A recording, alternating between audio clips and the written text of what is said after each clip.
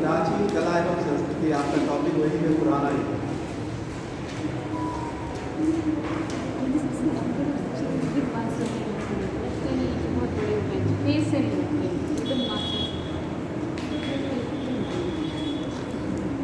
ये पता नहीं कि मुझे उनसे हमने आपको देखिए अभी स्तूप बता दिया, सिक्के के बारे में बता रहे थे आपको।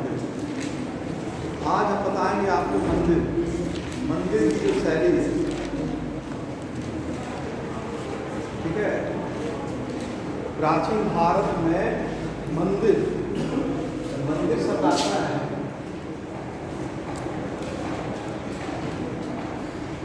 भारत में बहुत से मंदिर बनाए गए, और ये जो मंदिर है, अगर भारत को विभाजन किया जाए तो उत्तर भारत और दक्षिण भारत, ज़्यादातर मंदिर उत्तर भारत में बनवाए गए। लेकिन जब भारत में इस्लामीकरण हुआ, यानी जब विदेशी आक्रमण हुआ, तो उत्तर भारत में मंदिर बनना 13वीं शताब्दी के बाद कम हो गए। लेकिन मुगल वंश या सल्तनत काल, वो विंध्याचल के आगे तो उनका साम्राज्य नहीं था। औरंगजेब और शाहजहाँ ने विस्तार तो किया था, लेकिन दक्षिण भारत में इतना प्रभाव नहीं था। तो दक्षिण भारत के जो मंदिर थे वो बाद में भी, यानी ब्रिटिश काल के दौरान तक वो मंदिर बनते रहे। उत्तर भारत में मंदिर ज़्यादातर बने 6वीं और 5वीं शताब्दी से लेके 9वीं शताब्दी तक मंदिर का बहुत विकास हुआ।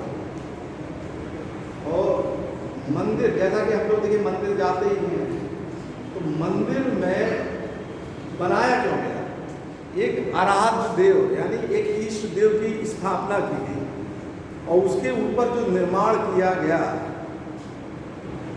क्या कहते हैं, गर्भगृह के ऊपर जो क्या कहते हैं निर्माण किया गया, और उसको पूजा स्थल के रूप में उपयोग किया गया, तो ये तो मंदिर हो गया। लेकिन इसको शैली में बांटा गया है, अलग अलग तरीके से मंदिर बनवाए गए। इसको बेसिक रूप से 3 शैली में बांटा गया था: नागर शैली,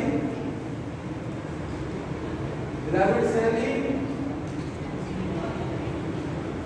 और बेसर शैली।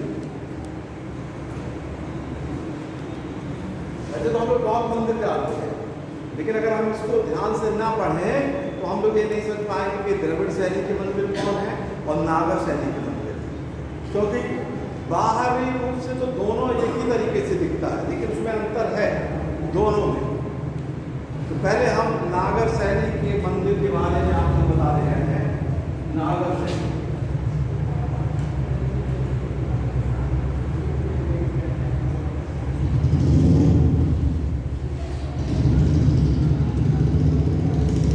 देखिए नागर शैली के जो मंदिर है वो उत्तर भारत में बने ज़्यादा, इनका निर्माण उत्तर भारत का मतलब कहने का है, इसको एक भौगोलिक रूप से अगर देखा जाए तो हिमालय से लेके विंध्याचल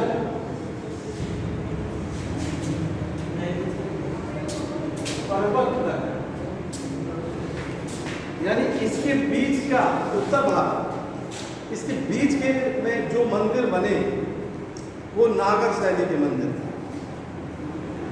इसके बीच में जो बने, तो नागर शैली का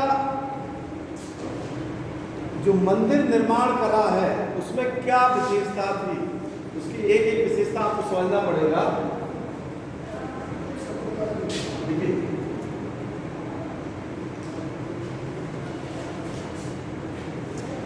नागर शैली के जो मंदिर था वो एक प्रांगण में बनाते थे। जैसे कि बाहर मान लीजिए आपका प्रांगण है, लेकिन ये ओपन प्रांगण होता था, खुला। जरूरी नहीं है कि इसको चारों तरफ से दीवार से जोड़ा जाए, ये ओपन टाइप का ज़्यादा था। नागर शैली में आपको मंदिर ऐसे जाएंगे तो बाहर ही ऐसे ओपन टाइप का रहेगा, खुला प्रांगण रहेगा। तो खुले प्रांगण में इसकी एक विशेषता हो गई थी कि अधिकतर मंदिर खुले प्रांगण में,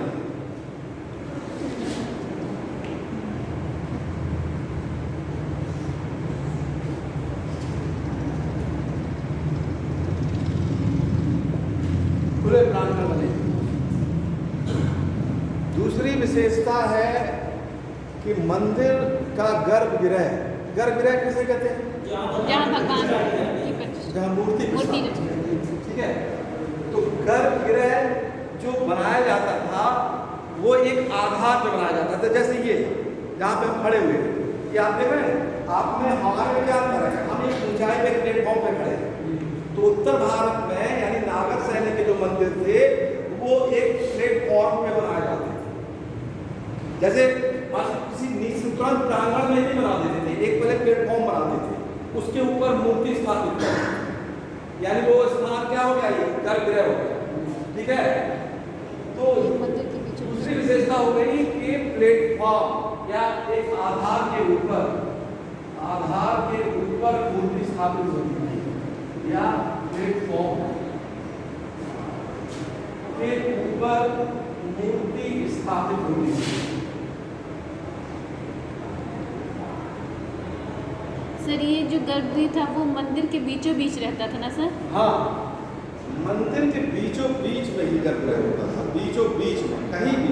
ये तो दोनों समानता है, द्रविड़ शैली और इसकी नागर शैली, ये दोनों की विशेषता है कि जहाँ मूर्ति स्थापित हो जाती थी वो बीचों बीच में, क्योंकि कई और भी इसका क्या कहते हैं पूर्व बनता था, मंदिर की योजना कई और बनाई जाती थी। तो ये जो क्या कहते हैं मुख्य मूर्ति जो होती थी वो बीचों बीच में होती थी। ये दूसरी विशेषता इसकी हो गई कि इसमें आधार होता था, आधार के ऊपर मूर्ति स्थापित होती है। तीसरा,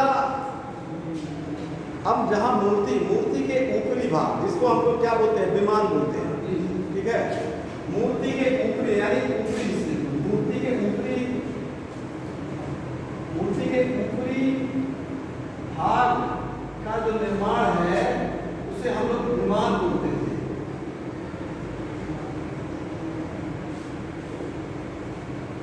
ऊपरी हिस्सा, जैसे मान लीजिए मंदिर का ऐसे आपका बना होता है ना, ये ऐसे, ठीक है,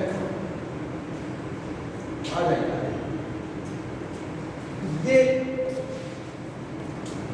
ये मान लीजिए यहाँ पे मूर्ति है, ये आपका मूर्ति यहाँ पे, इसे बिल्कुल ऊपरी हिस्से में, ये आपका इसको कहते हैं, इस हिस्से को पूरे को जो बना दिया गया है ये है विमान।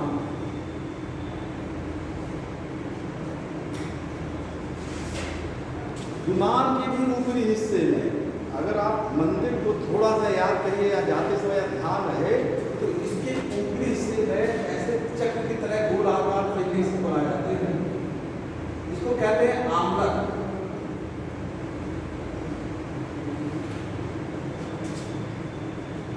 इसके ऊपर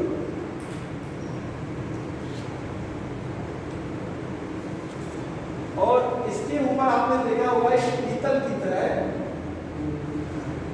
इसमें भी ऐसे बनाया जाता है।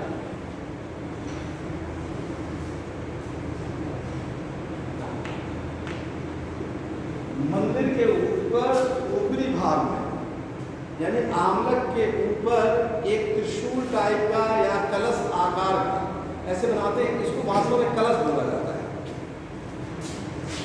ये कलश हो गया। आप देखे होंगे कि मंदिर में पीतल के इसे डिजाइनदार बनाया जाता है गोल चक्र में, उसको बोला जाता है कलश। ये ज़्यादातर उत्तर भारत में आपको मिलेगा, नागर शैली में।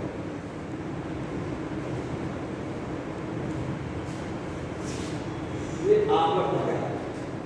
इसी में मंदिर में विमान और कलश के बीच की जो डिजाइन की जाती है, जैसे मंदिर में बहुत क्या कहते हैं अलंकृत किया गया, इसको डिजाइन भी किया गया, ठीक है। तो कलश और विमान के बीच के हिस्से को कहा जाता है ग्रीवा। बीच के हिस्से को कहा जाता है ग्रीवा, कहा जाता है।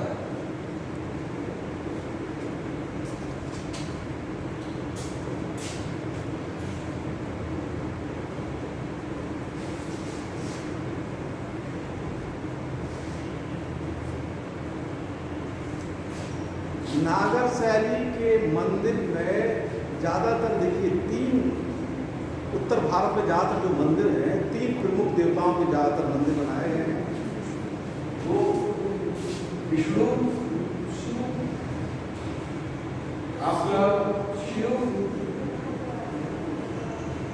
और कृष्ण। ये ज्यादातर इन्हीं के मंदिर बनाए गए, ठीक है। विष्णु, शिव और कृष्ण, ये तीन बनाए गए। उत्तर भारत यानी नागर शैली के मंदिर में एक और विशेषता थी कि मंदिर के बाहर दीवारों पर क्या कहते हैं, अन्य देवी देवताओं के भी मंदिर मिलते थे। जैसे दुर्गा का मंदिर, दुर्गा देवी का चित्रण होता था।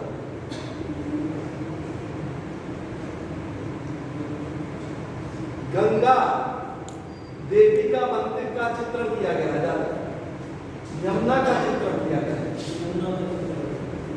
ये आपको द्रविड़ शैली में नहीं मिलेगा। ये गंगा का चित्रण, गंगा देखो, और यमुना का, दुर्गा देवी का चित्रण।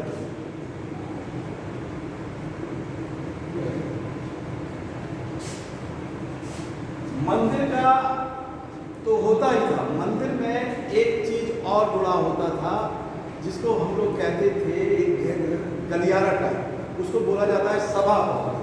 अब इस तरह तो ये नहीं तुम्हें दिखाई देंगे, लेकिन ऐसे जब हम लोग प्रवेश करेंगे मंदिर में तो ये क्या होगा,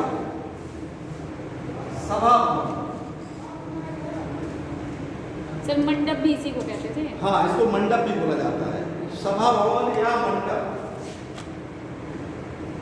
ये बैठने के लिए एक रैलिंग है, मंदिर है, हम लोग में रोक दिया जाता है, यहाँ पे पुजारी बैठे रहेंगे। yes. हम लोग जब प्रवेश करते हैं यहाँ पर ज़्यादातर लोगों को रोका जाता है।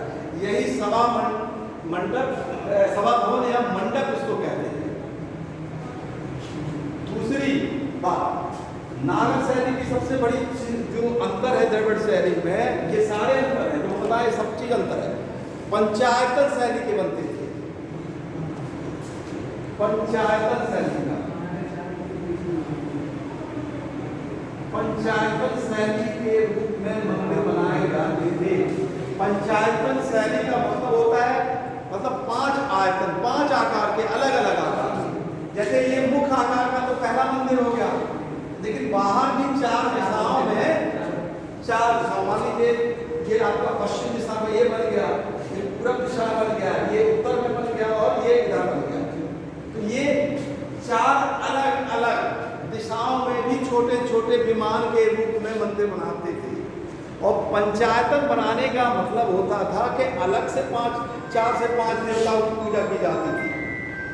जैसे गणेश जी को स्थापित किए जाते थे, हनुमान जी को स्थापित कर दिया गया।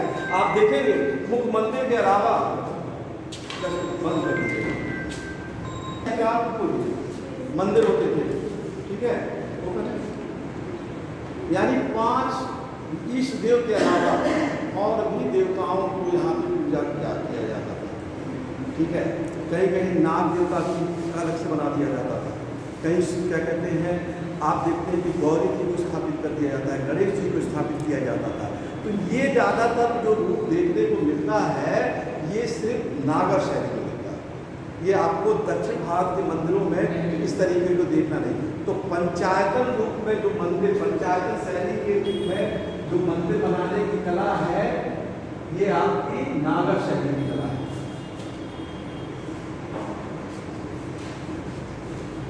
अब देखिए नागर शैली के मंदिर कौन कौन से, नागर शैली के जो मंदिर है इसमें कई मंदिर हैं। उत्तर भारत में जितने फेमस मंदिर हैं, ठीक है, जैसे आपने कहा दशावतार मंदिर, दिगवा मंदिर भी है, दिगवा मंदिर है, दिगवा मंदिर है, डूंगरा मंदिर है, आपका देखिए कंदासिया महादेव का मंदिर है, वो मंदिर है सर, सूर्य मंदिर है, सूर्य मंदिर भी है, यस सर, उड़ीसा का जगन्नाथ मंदिर, उड़ीसा का जगन्नाथ मंदिर ये भी है, श्री दुर्गा लक्ष्मी मंदिर सर। हाँ, इस तरह के कई मंदिर हैं उत्तर भारत के, ठीक है। ये सारे मंदिर आपके नागर शैली के मंदिर हैं। अब आता है आपका दूसरा, आता है द्रविड़ शैली।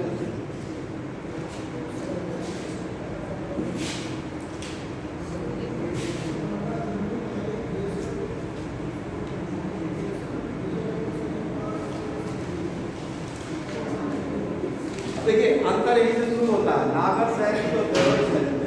हमने बताया था कि नागर शैली का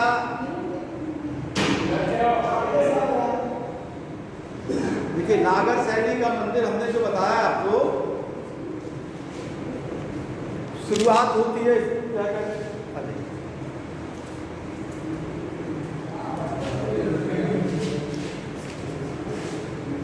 नागर शैली। अब ध्यान से समझिए इसको, अंतर ही है इसका बेसिक कि क्या नागर में क्या है, द्रविड़। तो द्रविड़ मंदिर जी, क्या चीज, पहले इसको तो समझिए। द्रविड़ शैली जो क्रम से ना चल रहा है, द्रविड़ शैली का जो मंदिर है, तो द्रविड़ शैली का जो मंदिर है उसमें बहुत बड़ा प्रांगण तो होता ही था, लेकिन चारों तरफ से दीवार होती थी। ये देखिए इसकी सबसे बड़ी विशेषता है, चारों तरफ बाउंड्री से घिरा होता था, यानी 4 दीवारें। द्रविड़ के शैली के मंदिर में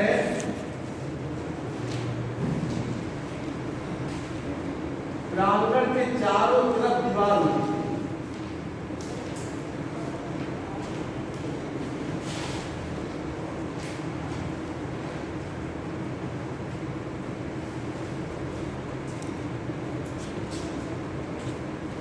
चारों तरफ दीवार होती थी।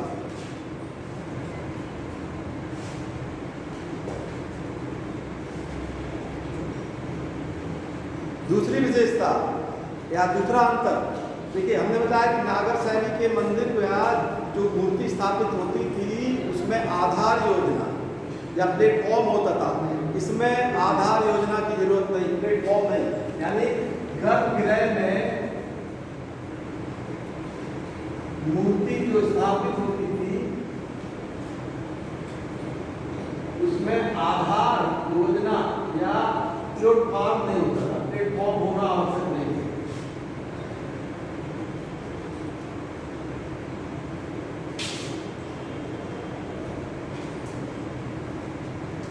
तीसरा बहुत महत्वपूर्ण अंतर है विमान को लेके या शिखर, जिसको विमान या शिखर बोलते हैं। दक्षिण भारत यानी द्रविड़ शैली के जितने भी मंदिर हैं अधिकतर बड़े हैं, उत्तर भारत की अपेक्षा बहुत ऊंचाई में बड़े होते हैं। ऊंचाई में शिखर या विमान बड़े होते हैं।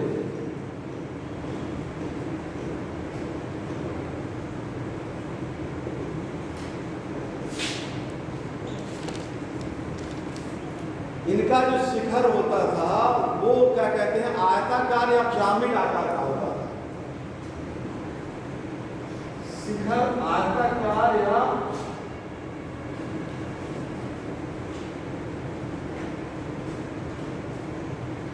पिरामिड आकार का होता था।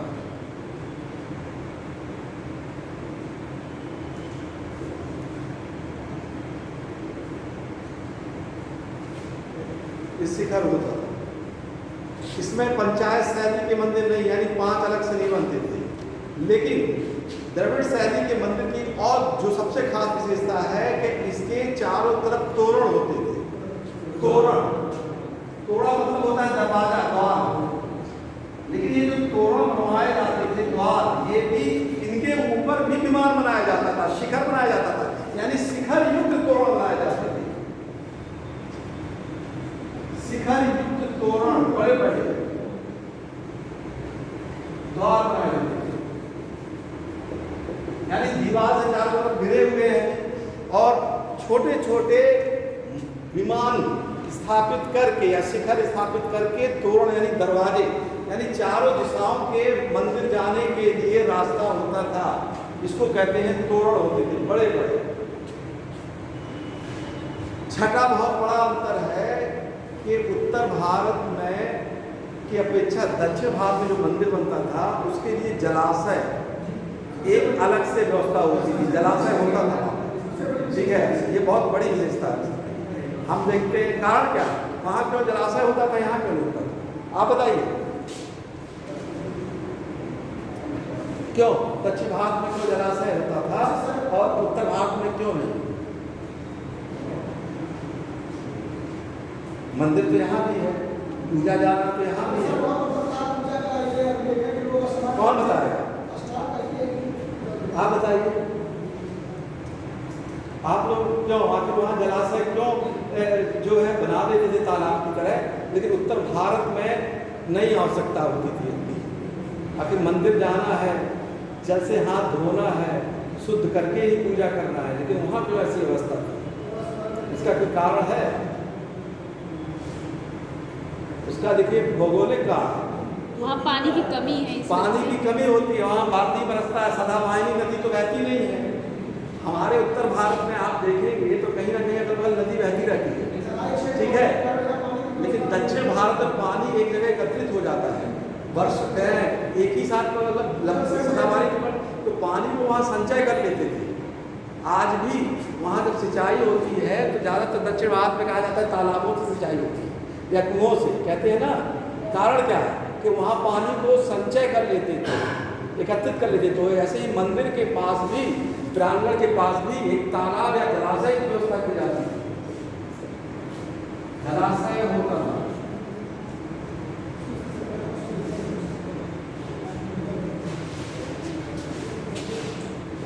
यहाँ का जो सभा भवन या मंडप, वहाँ का बहुत बड़े कई सभा मंडप होते थे वहाँ पर, बहुत बड़े, और उसमें कई स्तंभ लगे होते थे, यानी स्तंभों की संख्या सर्वाधिक होती थी द्रविड़ शैली के मंदिर में।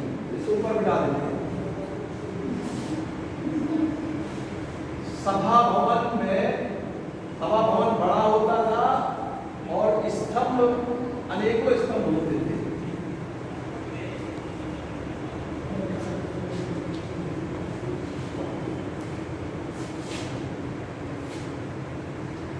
यहाँ देखिए नागर शैली और द्रविड़ शैली में अंतर यही से और भी पता चलता है। वहाँ जो स्तंभ में चित्रकारी की गई थी, वहाँ अधिकतर जानवर की चित्रकारी की जाती थी, और जानवर के साथ साथ मंदिर में राजा की भी चित्रकारी की जाती थी।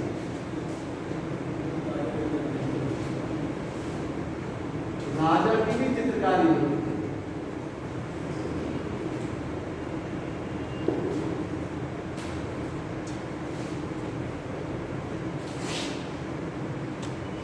दक्षिण भारत में मंदिर में एक बहुत बड़ा एक हिस्सा था, वो आज भी फेमस है, उसको बोलते हैं कल्याण मंडप।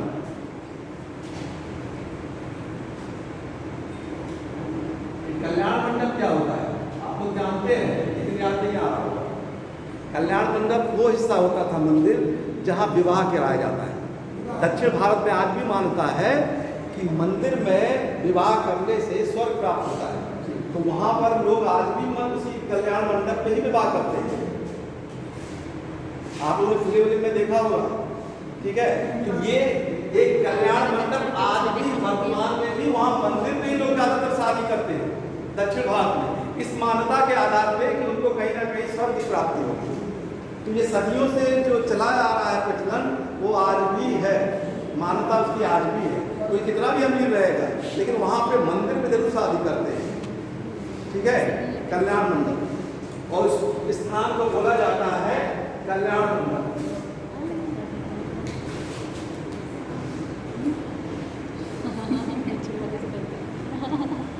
तो ये देखिए दक्षिण भारत की मेन अंतर है, यानी नगर शैली और द्रविड़ शैली का ये मुख्य अंतर है। द्रविड़ शैली की कला की शुरुआत ज़्यादातर होती है पल्लव वंश से। पल्लव वंश के जो शासक थे, उन्होंने ही द्रविड़ शैली की आधारशिला रखी थी, और कई फेमस मंदिर उस समय बने थे, जैसे कांचीपुरम का मंदिर, कांचीपुरम का कैलाश मंदिर, ये क्या कहते हैं, गंधेश्वर मंदिर, मीनाक्षी मंदिर, चोलेश्वर मंदिर,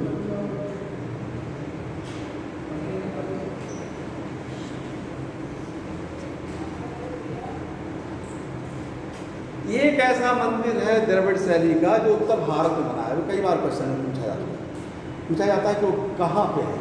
द्रविड़ शैली का मंदिर जो उत्तर भारत में है और वो है ग्वालियर का तेली मंदिर। ग्वालियर का ये बहुत इंपॉर्टेंट है, तेली मंदिर।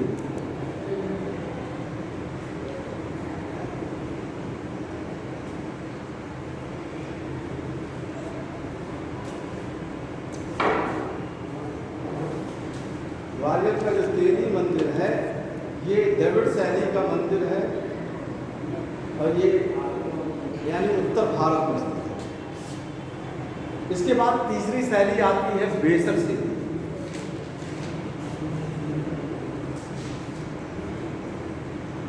इसको या चालुक्य शैली भी कहते हैं। देखिए द्रविड़ शैली में देखिए जागतिक के दृष्टिकोण से देखेंगे तो कृष्णा नदी के से कन्याकुमारी के बीच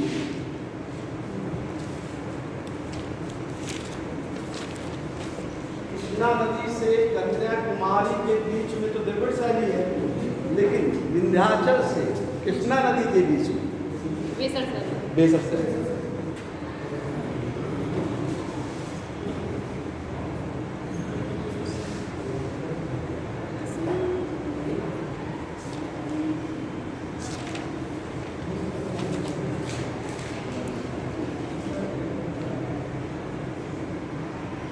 नदी के बीच जो है ये बेसर शैली है। बेसर शैली के जो मंदिर है उसमें दोनों नागर की भी विशेषता है और द्रविड़ शैली की व्यवस्था, दोनों को मिलकर बनाया गया है। ठीक है, ज्यादातर ये चालुक्य वंश में बने हैं, राजपूत वंश में भी बने हैं और पांड्य वंश, तीन वंश में बहुत ज्यादा चालुक्य वंश,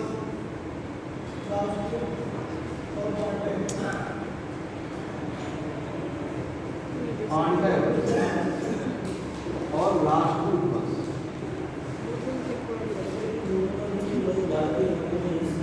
देखिए एहोल का मंदिर, ये एहोल चालुक्य वंश में बनाया गया था। इसको मंदिरों का घर कहा जाता है। ठीक है, ये एहोल का जो मंदिर है ये बेसर शैली का बना है।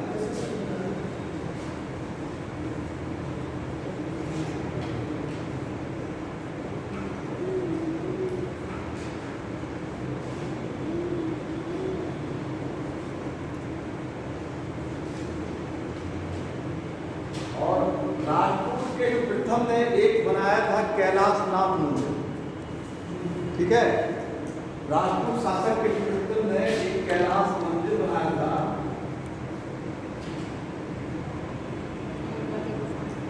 ये महाराष्ट्र में, ये भी आपका बेसर शैली का है। इसी प्रकार पटक्कल का विरूपाक्ष मंदिर,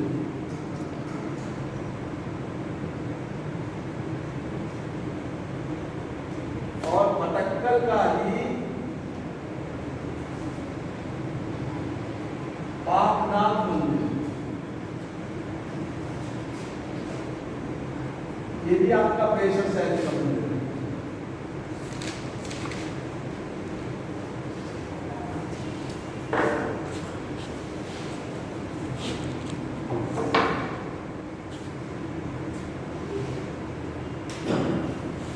ज्यादातर उत्तर भारत में फिर समझ लीजिए कि जो मंदिर चले 5वीं शताब्दी से ज़्यादातर 11वीं शताब्दी तक ही बन पाए मंदिर। लेकिन दक्षिण भारत में क्योंकि इस्लाम का यानी मुगल साम्राज्य का सल्तनत काल का ज़्यादा प्रभाव ना होने के कारण 17वीं शताब्दी तक वहाँ पर मंदिर बनाए गए और वहाँ के मंदिर ज़्यादा सुरक्षित है। उत्तर भारत की अपेक्षा क्या कहते हैं दक्षिण भारत के जो मंदिर हैं वो ज़्यादा, क्योंकि वहाँ पे मंदिर ज़्यादा नहीं तोड़ पाए। ठीक है, क्योंकि दक्षिण पे ज़्यादातर शासन नहीं हो पाए। ये आपका देखिए आज था आपका नागर शैली और द्रविड़ शैली, ये दो शैली के मंदिर हैं। अब इसमें से अगर आपको नहीं समझ में आया तो पूछ लीजिए, नागर शैली और द्रविड़ शैली दोनों।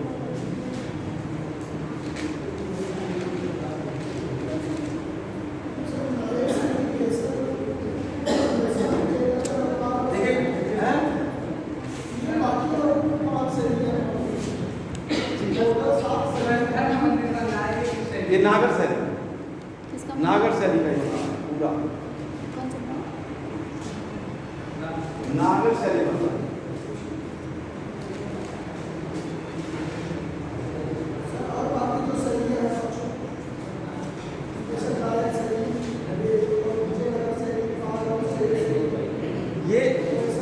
विजय होयसल या पांड्य शैली क्या है? देखिए, किसी भी मंदिर की जो बेसिक है उनको बनाने के बाद राजाओं ने अपने अनुसार कुछ ना कुछ जोड़ा है, उनके नाम से वो जोड़ा गया है।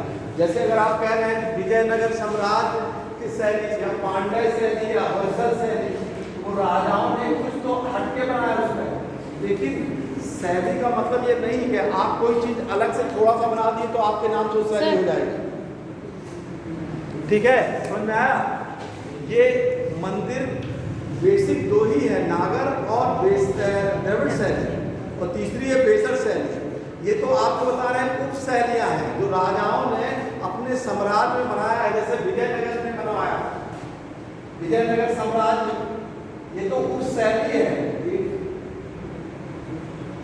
ठीक है, चालुक्य वंश के शासक ने बना दिया है अपने से, ये भी उप शैली है। चंदेल वंश ने बनाया था, ये भी उप शैली है। तो यहाँ आप ये बिल्कुल नहीं सोचेंगे कि नागर को पूरा रूप से सारा मंदिर नागर की ही विशेषता है, उसमें कुछ हटके तो है ही, अलग तरीके की भी योजना है। लेकिन जो मेन नागर शैली और द्रविड़ शैली का जो अंतर है, वो 4 से 5 मुख्य जो अंतर है वो आपको समझना पड़ेगा। ठीक है, वो पहला हमने बता दे रहे हैं, शिखर या विमान को लेकर है। ठीक है, इसकी शिखर या विमान को लेकर है, इसके तोरण को लेकर है। वहां तोरण होता है, 4 दीवारी, सभा भवन, ये बिल्कुल। और मंदिर की जो आराधना पूजा की जाती थी, जो मूर्ति स्थापित की जाती, जैसे गंगा यमुना की पूजा यहाँ करी जाती, वहाँ नहीं की जाती दक्षिण भारत में। ठीक है, वहाँ राजाओं की मूर्ति की चित्रकारी की गई है। उत्तर भारत में यहाँ जानवरों की, यहाँ पे नहीं की गई चित्रकारी। तो ये बेसिक अंतर है। आप और जाएंगे नागर शैली में तो कई लोगों ने संगमरमर का भी उपयोग कर दिया है, तो वो ऐसा अंतर नहीं है, वो विशेष। वो तो अपने अनुसार राजा की जितनी इनकम होती थी, जो जिसके पास साधन होता था, उसने उसको जमावट किया है। ठीक है, चलिए अब आपसे पूछते हैं।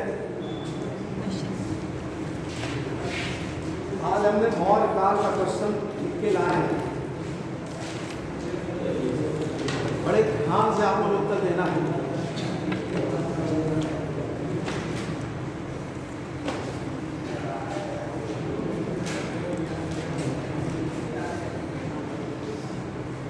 हाँ है? यस। चलिए, मौर्य वंश का एक क्वेश्चन है, यूनानी एवं आर्मेयिक भाषा में लिखा हुआ लेख मौर्य काल में किस जगह का? यूनानी एवं आर्मेयिक भाषा में लिखा हुआ शिलालेख इसमें से किस जगह मिला? 1 मानसेहरा, सहवागढ़ी,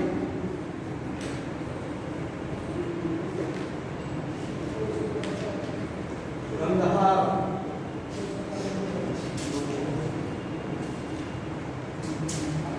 पुष्कलावती।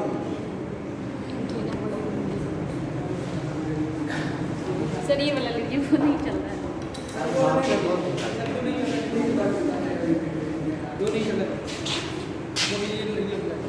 हमारा क्वेश्चन है कि मौर्य काल में यूनानी भाषा और आर्मेयिक भाषा में लिखा, यानी 2 भाषा में लिखा हुआ शिलालेख इनमें से किस स्थान पे प्राप्त हुआ है?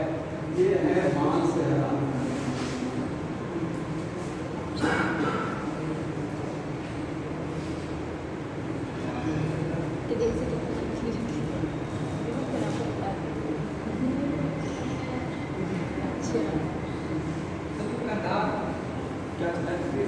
ये कंदहार है, ये सहवागढ़ी है, ये पुष्कलावती। चलिए, एक नंबर कौन कहता है? 2 सहवागढ़ी, 3 कंदहार, पुष्कलावती 4। ज्यादा लोग उत्तर नहीं मारे जी।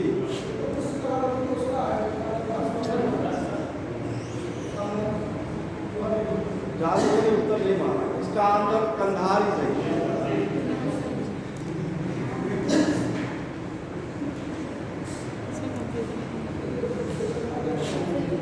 चलिए बहुत ध्यान से इसको उत्तर दीजिएगा। आप लोगों को ये बताना है कि अर्थशास्त्र में कौटिल्य द्वारा लिखी गई अर्थशास्त्र में इनमें से किसका चित्रण मतलब उल्लेख नहीं होता है, इसमें से किसका उल्लेख नहीं हुआ है जो अर्थशास्त्र में किया गया है।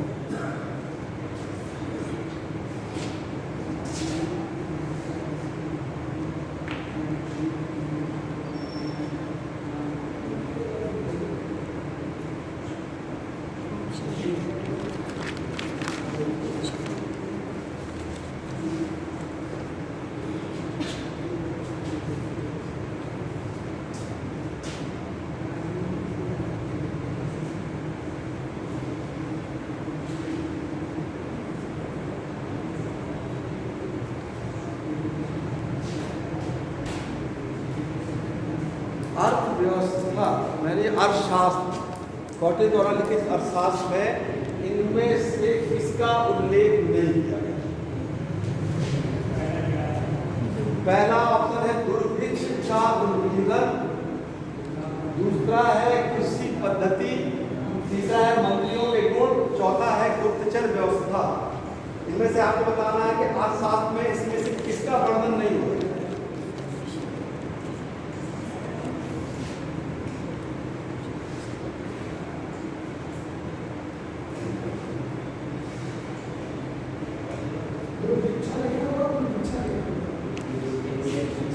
देखिए हम पढ़ दे रहे हैं, आप लोग समझिए जो भी है। दुर्भिक्ष लिखा है, दुर्भिक्ष का उन्मूलन। चलिए आप बताइए एक नंबर कितने लोग हैं? दो ही लोग थे, एक नंबर दो। दूसरा कृषि पद्धति 1 2 3 4 5 लोग हैं। शास्त्रियों का एक सेकंड, हाँ फिर से क्वेश्चन समझ लीजिए।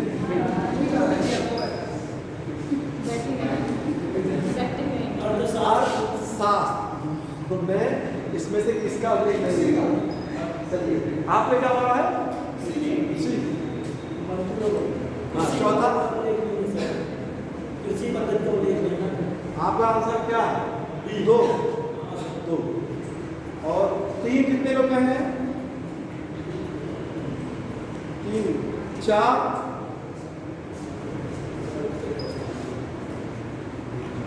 बाकी और लोगों ने नहीं कर दिया। 4 5 लोग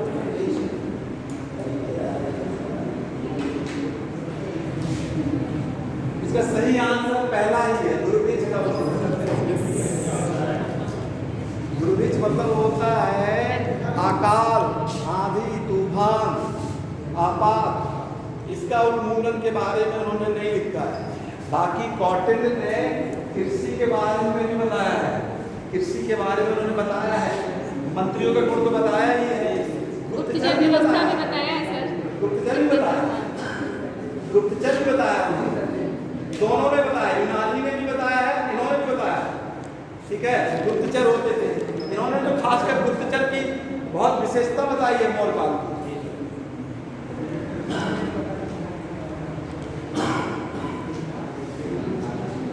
चलिए आपको बताना है इनमें से अशोक के स्तंभ का क्या गुण है। अशोक के स्तंभ का क्या गुण है?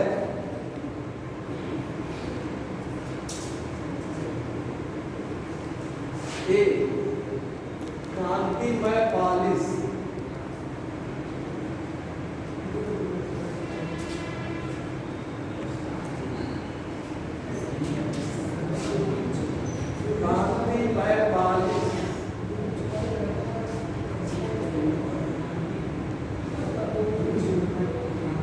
तथा एकाश,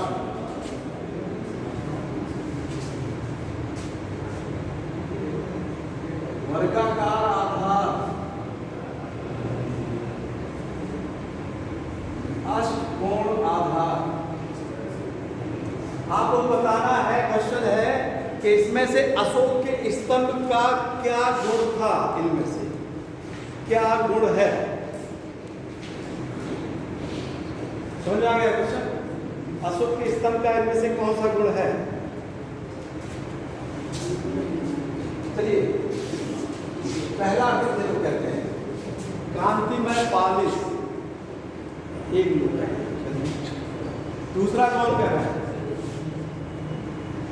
कांतिमय पालिश तथा एकाश। तीसरा वर्गाकार आधार। चौथा अष्टकोण आधार। एक लोग है, एक लोग पहला, एक लोग चौथा, और ज्यादातर लोग कह रहे हैं, ज्यादातर लोग कह रहे हैं वही सही है। देखिए घुमाया है क्वेश्चन, ये आईएएस का ही क्वेश्चन है। कांतिमय पालिश क्या होता है? कांतिमय पालिश है चमकदार पालिश।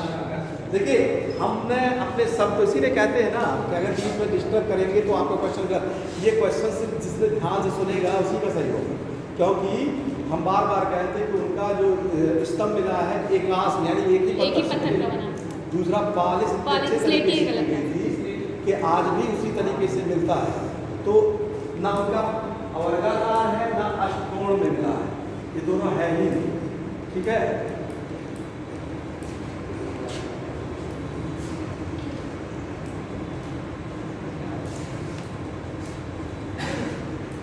अशोक के प्राप्त अभिलेख में एकमात्र लेखक का नाम मिलता है, उस लेखक का नाम क्या था?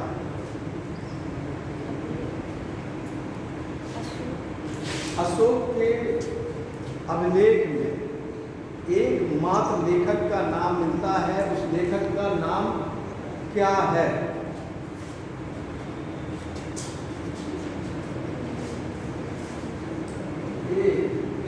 हरिसेन,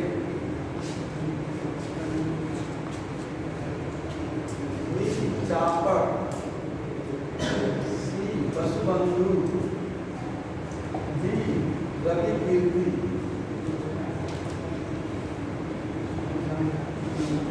अशोक के द्वारा, अशोक के अभिलेख में उसके एकमात्र लेखक का नाम मिलता है, उस लेखक का नाम इनमें से क्या है? आ गया क्वेश्चन समझ में? चलिए तब बताइए, पहला कितने लोग कह रहे हैं? हरिशेन, किसी ने लिखा आप, और दूसरा चापड़, चापड़ में करीब 7-8 लोग कह रहे हैं, और वसुबंधु उसे लिखा आपने, चौथा रवि कीर्ति, और 4-5 लोगों ने उत्तर नहीं दिया, तो ज्यादातर जिन्होंने ज्यादा कहा उसी का सही है। चापड़, हरिशेन समुद्रगुप्त के काल का, चंद्रगुप्त द्वितीय के काल का, पुलकेशिन का काल। ये हमने पहले नहीं बताया, लेकिन ये जो गलत ऑप्शन है इससे भी आप पकड़ सकते हैं। ठीक है, चापड़ एकमात्र ऐसा लेखक है, जितना अशोक का लेख लिखा है स्तंभों में, उसका एकमात्र लेखक का नाम मिलता है चापड़। चलिए आपको हम एक और दो कथन ये लिख दे रहे हैं, आपको बताना है दोनों में से दोनों सही है, एक सही है या दूसरा सही है। ये चलिए इसको पूरा लिखना पड़ेगा। अशोक का पूरा नाम अशोक वर्धन, जो कि पुराणों से मिलता है, इसके अलावा और किसी से अशोक का नाम नहीं मिलता।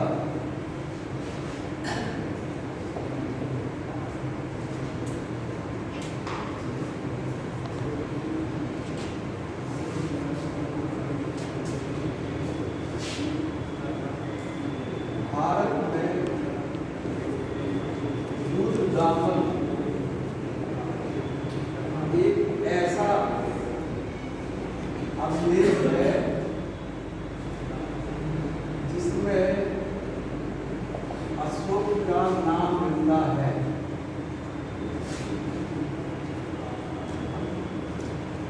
इसका हम आंसर आपको इधर लिख देते हैं। ए एक सही है, बी 2 सही है, सी 1 और 2 दोनों सही है, दोनों गलत। अब हम इसको पढ़ दे रहे हैं, क्वेश्चन नहीं आ रहा है। अशोक का पूरा नाम अशोक वर्धन है, जो कि पुराणों से में मिलता है, जो कि पुराणों में मिलता है। इसके अलावा और किसी से अशोक का नाम नहीं मिलता है। एक कथन ये दिया है पहला। दूसरा दिया भारत में रुद्र ब्राह्मण का उल्लेख है जिसमें अशोक का नाम मिलता है। समझ में आया? समझ में आ गया क्वेश्चन? पहला है कि अशोक का पूरा नाम अशोक वर्धन है, जो कि पुराणों से मिलता है। इसके अलावा और किसी से अशोक का नाम नहीं मिलता है। दूसरा है भारत में रुद्र ब्राह्मण का उल्लेख है जिसमें अशोक का नाम मिलता है।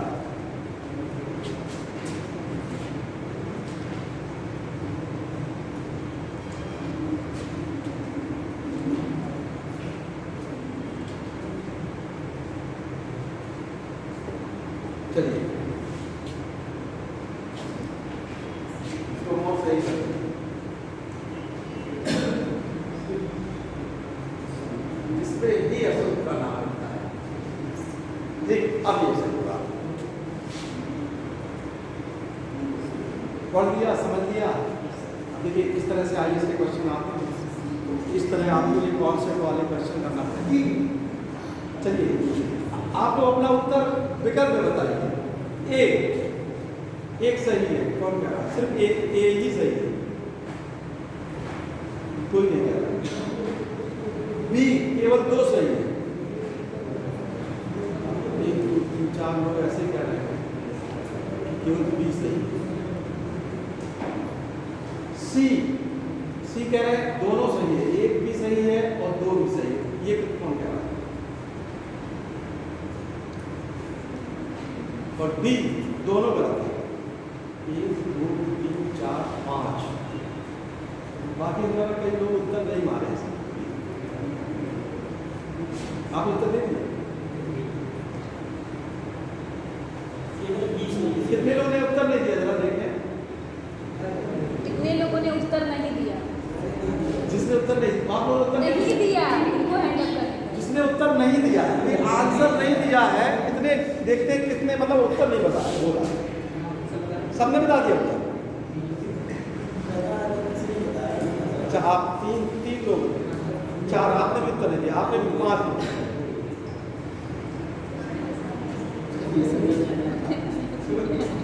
पीछे देखिए, एक कितने लोगों ने कहा? एक कोई कह रहा था, बदल गए। 2 सही है। अच्छा, 2 हम देख रहे हैं, 3 2 5 लोग भी कह रहे हैं। सी 1 2 दोनों सही है। आप डी 3 4 5। इसका आंसर डी ही सही है, दोनों गलत है। अब आप इसको सोचिए कैसे गलत है। आप लोग कहते जानते वक्त थोड़ा सोचना था। इसमें देखिए लिखा क्या है? अशोक का पूरा नाम अशोक वर्धन है, तो सही है। बस इतना तो सही है। बाकी स्तंभ में भी तो इनके नाम कह रहा है ये गलत है। ये गलत हो गया। भारत में ये बताइए,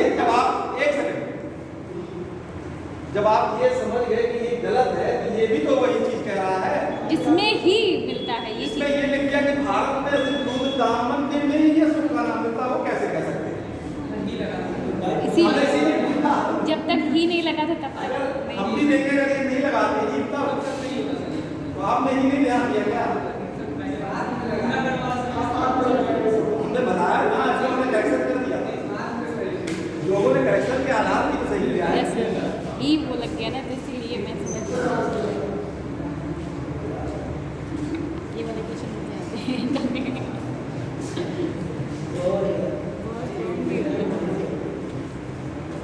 चलिए फिर बताइए आप लोग।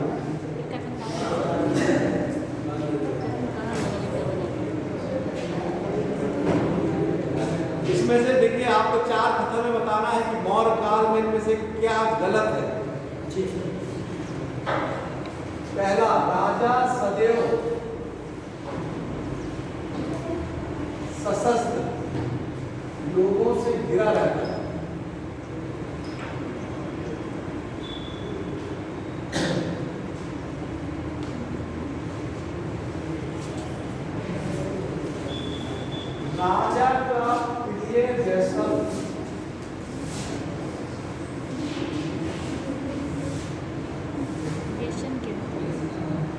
आर्केड था।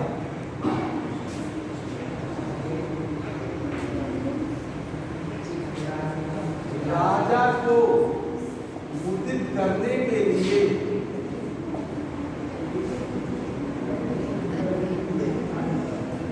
पशु युद्ध होता था।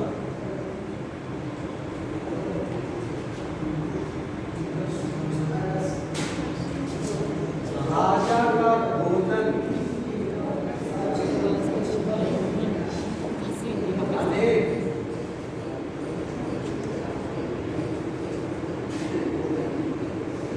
व्यक्तियों के द्वारा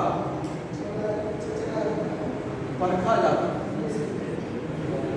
देखिए, आपको बताना है ध्यान से कि इनमें से क्या गलत है, इनमें से मौर्य काल में क्या गलत है, सही नहीं बताना। इनमें से एक गलत है, इनमें से जब मौर्य वंश में एक चीज गलत है।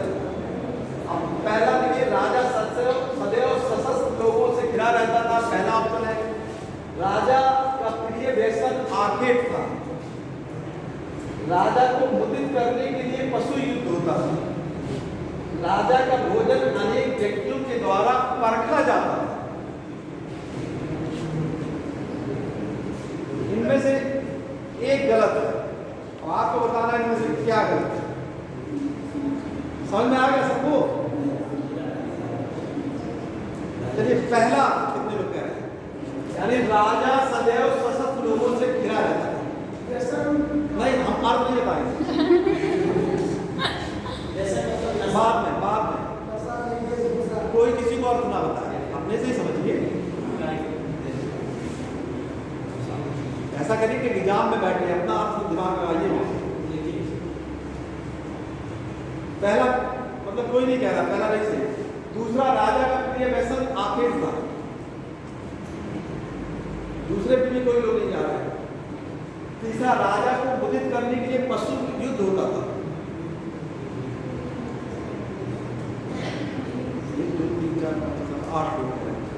चौथा, राजा का भोजन अनेक व्यक्तियों के द्वारा परखा जाता था।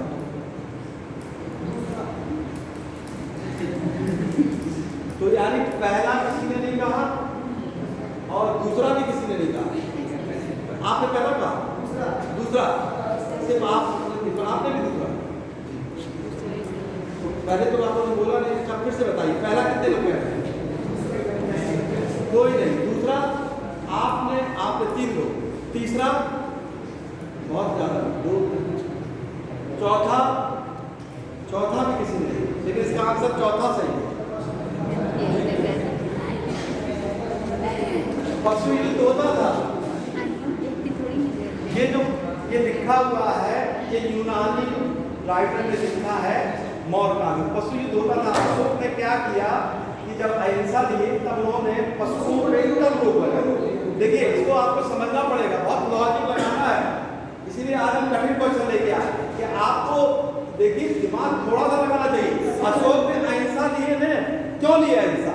बाद में जब बौद्ध धर्म ग्रंथ की, लेकिन पहले पशु युद्ध इसीलिए लिखा है। लेकिन राजा का भोजन चंद्रगुप्त मौर्य के टाइम पीरियड में चेक करके ही आता था। क्या चीज? उनका भोजन जो राजा का होता था, हाँ। वो प्रधानमंत्री के द्वारा देख करके चेक करके ही तो आता था सर। परख करके भोजन दिया जाता था राजा को। क्या चीज? नहीं, राजा ये कहाँ लिखा हुआ है? कहाँ आप पढ़े? ये किसी और राजा के बारे में पढ़े होंगे। मौर्य काल में ये नहीं लिखा हुआ है। ये कहीं लिखा है? आप दिखाइए। मुदित का क्या मतलब? मुदित मतलब खुश करने के लिए, प्रसन्न करने के लिए। वसन क्या होता है? ये देखिए, व्यसन मतलब होता था कि राजा का शौक था। आखेट था, आखेट तो खेलते ही थे। पशु युद्ध भी होता था। जो आप कह रहे हैं मुगल काल में था। मुगल काल में ये कहता था कि भोजन जो है चेक करके, लेकिन मौर्य काल में कहीं नहीं लिखा है। देखिए, बाकी भी ऑप्शंस को ध्यान में रखिए, ठीक है? आप उसको छोड़ दिए, बाकी सारी चीजें होती थी। ये देखिए, ये किसने लिखा है? ये लिखा है मेगास्थनीज। ये तो सही हो गया। आप देखिए, जो चीज आप कंफ्यूजन में रहते हैं उसको छोड़ दीजिए, जो आप सही जानते हैं उस पर ध्यान दीजिए। आगे हमेशा देखिए आखेट को करते थे, लिखा है कि राजा अशोक शुरू से ही आखेट में जाते थे, ठीक है, ये भी लिखा हुआ है। और पशु युद्ध ये भी लिखा हुआ है, किताब में पढ़ेंगे, लेकिन हमको ये दिखाइए कि चौथा कहाँ लिखा है, चौथा किसने पढ़ा? अनुमोदित तो का जो मतलब चीज आपको एकदम देखिए कॉन्सेप्ट में वही आंसर मानो। तो ये कौन क्वेश्चन है? मोर वंश।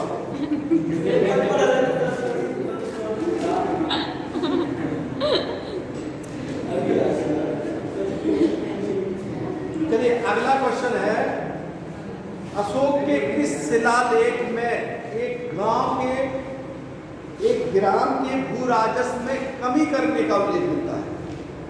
अशोक के किस शिलालेख में एक गांव के भू राजस्व में कमी करने का आदेश दिया है या उल्लेख है?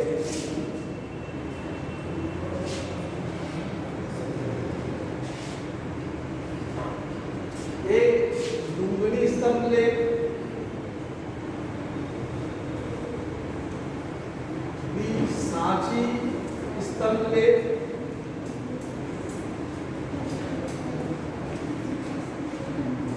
सी सारनाथ स्तंभ लेख,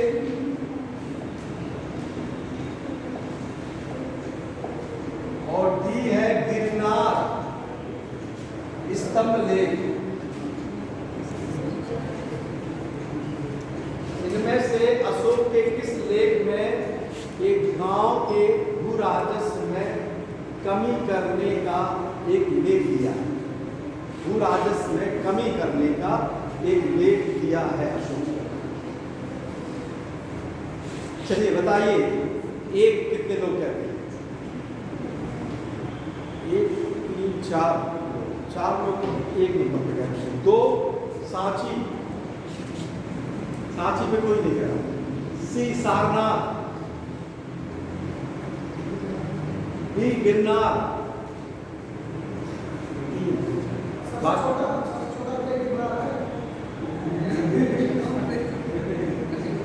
आप आंसर बताइए, इसके बाद हम इसको बताएंगे।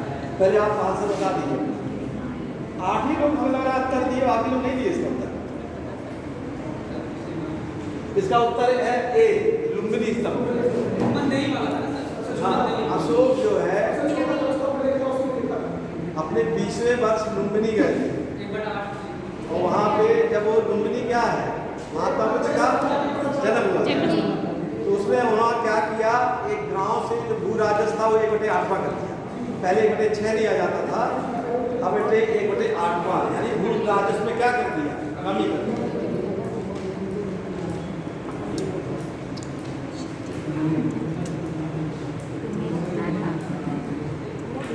आपको देखिए 4 शासक लिख रहे हैं, उसको आपको पहले से बाद के क्रम में लगाना है। हम लिख दे रहे हैं।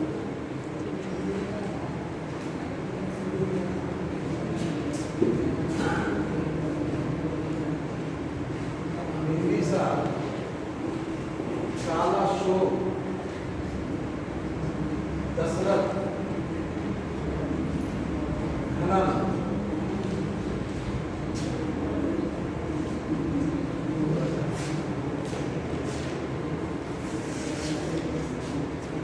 आपको बताना है इनमें से पहले कौन राजा हुआ, वो सबसे बाद में राजा हुआ।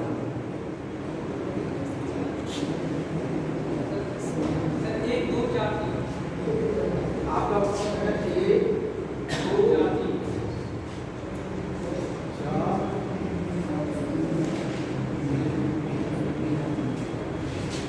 2, 4।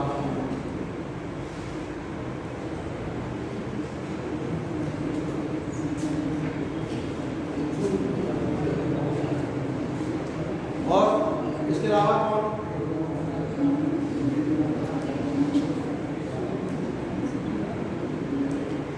और भी कोई ऑप्शन देगा?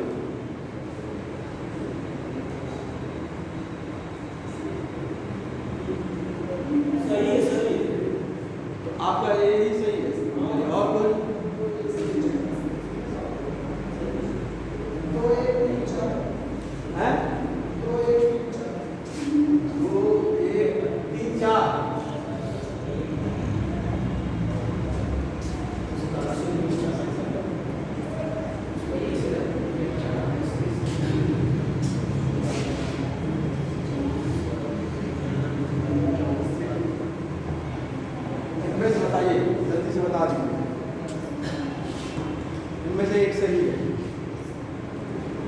बी सी डी, ए कितने लोग कह रहे हैं? बी 2 3 4, सी और डी 4 नहीं 2 3। इसका आंसर ए ही सही है। आप